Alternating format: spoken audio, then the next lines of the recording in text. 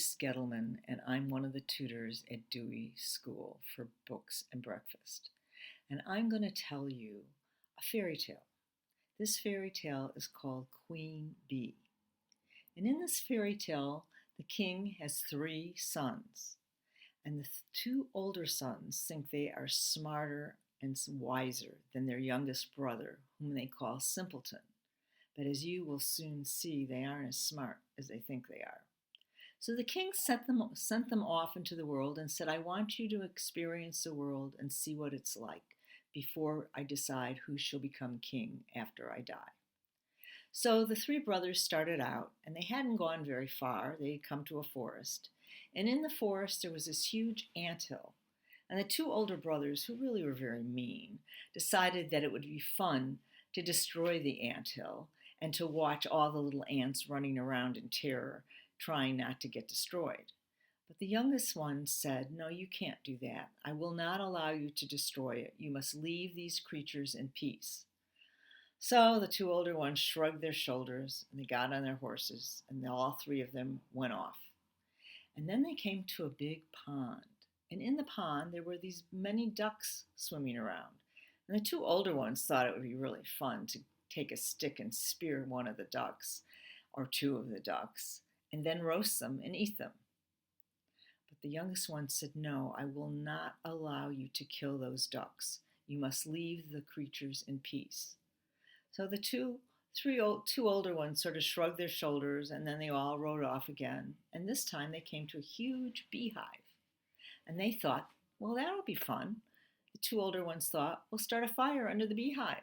And then we'll watch all the bees flying out, and then we'll have all the honey we want. But Simpleton said, no, I will not allow you to burn the beehive. You must leave the creatures in peace. And so they rode off, and at length they came to a huge stone castle. But this castle was not an ordinary castle. It was very strange. Everything was stone. There was a dog on the front lawn that was made of stone. The horses in the stable were made of stone. They couldn't find any humans anywhere. And as they began to go into the castle and explore, they came at length to a long, long hallway. And at the end of the hallway was a door with three locks on it. And it had a pane that they could look through. And as they looked into this window, they saw there was a little man sitting at a table. So they started to knock on the door and yell, but he just ignored them. And they did this 3 times. Finally, on the third time, he got up very quietly. He never spoke a word, and he opened the door. And he led them into a big banquet hall that had a huge table filled with all sorts of foods, roasts, and all sorts of chicken and cakes and pies. And he had them sit down. He motioned to them to sit down, and they sat down and they ate their dinner.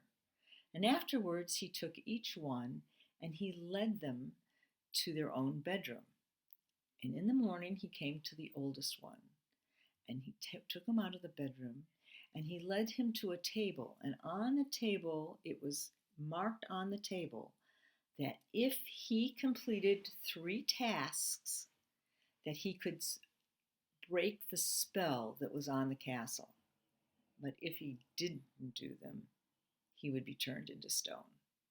And the first task was, he was led into the forest, and there underneath the moss were 1,000 pearls that belonged to the princess. And he had to gather all 1,000 pearls by sunset, or he would be turned into stone.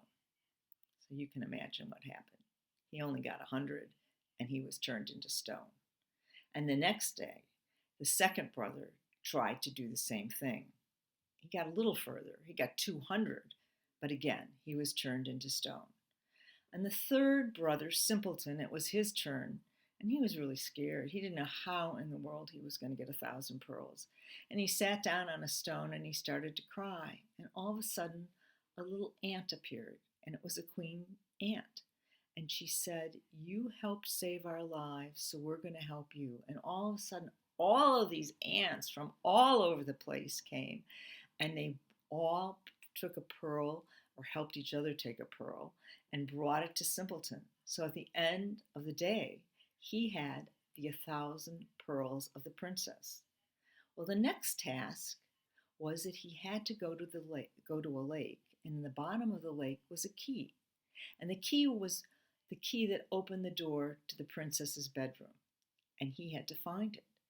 And he sat down on the edge of the lake and he thought, how in the world am I going to get to the bottom of the lake and find a key? And guess what? Some of you probably already figured this out. The ducks came forward and they said, you saved our lives, so we're going to help you. So they went to the bottom of the lake and they dug out the key and they brought it to him. And at the end of the day, he produced the key. Now, the third task was really, in a way, the most difficult. He had to figure out which princess was of the three princesses, which princess was the youngest. And all three looked exactly alike. They all three were asleep in beds right next to each other.